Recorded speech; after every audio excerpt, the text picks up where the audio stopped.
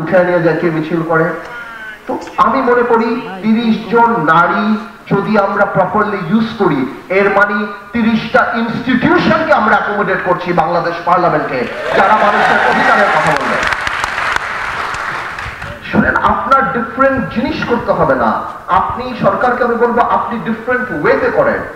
এই সংবিধানে এরকম অনেক কিছুই আছে যেটাকে আপনি যদি ভালো করে করতে পারেন, অবশ্যই এটা জনগণের ইচ্ছা প্রতিফলিত হবে।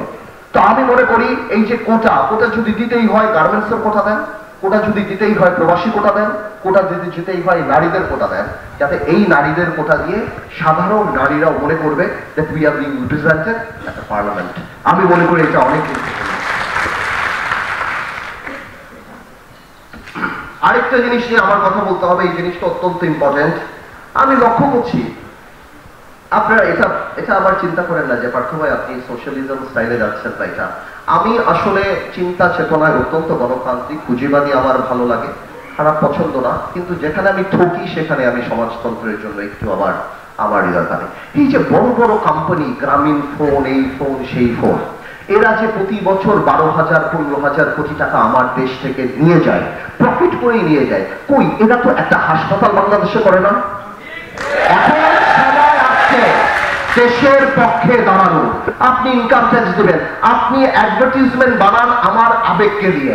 21শে ফেব্রুয়ারিতে আপনি অ্যাড বানান, 16ই ডিসেম্বর আপনি অ্যাড বানান, মা দিবসে আপনি অ্যাড বানান, এমন কোনো আমার আবেগ নাই যাকে ছুঁয়ে আপনি অ্যাড বানান না। কিন্তু আমার যখন ন্যাশনাল ক্রাইসিস হয়, আমার যখন কোভিড হয়, আমার যখন বন্যা হয়, তখন আপনি কই থাকেন?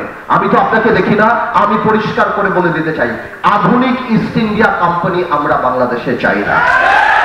সংবিধানে আপনারা বিদেশ থেকে আসেন, আপনারা ব্যবসা করেন, we don't mind, it's open country, it's open market, you can come and do business here. কিন্তু আমাদের সংবিধানে এই CSR প্রভিশন থাকা উচিত। বিদেশি কোম্পানি যারা বাংলাদেশে এসে কোটি কোটি টাকা, হাজার হাজার কোটি টাকা নিয়ে যায়, একটা পার্সেন্টেজ, যে পার্সেন্টেজ হোক, 2%, 3%, 5%, গ্রামীণ 10,000 কোটি টাকা নিয়ে যায়, সেটা 5% হলো 500 কোটি টাকা গ্রামীণের প্রতি বছর বাংলাদেশে ইনভেস্ট করতে হবে। হাসপাতাল বানান, স্কুল বানান, অটিস্টিক বাচ্চাদের জন্য কিছু বানান, করেন না? আপনারা বানাতে থাকেন না? কিন্তু এই প্রভিশন থাকতে হবে যে আপনারা শুধু হাজার হাজার কোটি টাকা নিয়ে যাবেন ব্যবসার নাম করে, আর আমার দেশে কোনো কর্পোরেট সোশ্যাল রেসপন্সিবিলিটি থাকবে না। তার মানে আমরা এটা মানব না। আমি চাই সংবিধানে এটা থাকবে, এবং আপনারা বড় কোম্পানি ব্যবসা করেন, ব্যবসা করে টাকা নিয়ে যান বিদেশে, অসুবিধা নাই, কিন্তু ওই টাকা যে নিয়ে যান কমপক্ষে রাবার ব্যান্ডগুলি আমাদের দেশে রেখে যান, কমপক্ষে আমরা জানি উপকৃত হই। গ্রামীণ মিডিয়ার ভাইদের অনেক টাকা অ্যাড দেয়, আমি বিশ্বাস করি আমার এই গ্রামীণ এই ব্যাপারটা মিডিয়া ভাইরা বড় করে দিবে। আবার এমন যাতে না হয় আমার মিডিয়ার ভাইরা এই পার্থক্য কেটেই দিল। আমি চাই এই জিনিসটা জানি বাংলাদেশের মানুষ উপলব্ধি করে, এবং এই জিনিসটা জানি গ্রামীণ ফোন উপলব্ধি করে।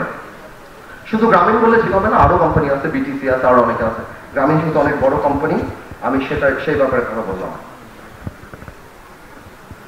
আরেকটা ব্যাপার অত্যন্ত গুরুত্বপূর্ণ, সেটা হলো সংসদ সদস্যের দায়িত্ব। আমাদের দায়িত্ব সংবিধানের কোথাও নেই আমাদের দায়িত্ব কি। দায়িত্ব নাই বলেই তো সংসদ সদস্যরা গম, GR, TR এগুলি চুরি করে আজকে হাজার হাজার কোটি টাকার মালিক হচ্ছে। কোন দায়িত্ব বোধ বা দায়িত্বের কোন জিনিস, কোন ডিউটি আর রেসপন্সিবিলিটিস সংবিধানে আমাদের বা এমপিদের ব্যাপারে কিছু নাই। আমরা মনে করি আজকে দেখি, আচ্ছা একটা এমপি তো মন্ত্রী না, তো ও হাজার কোটি টাকা কামালো কিভাবে? ওর এলাকায় LGD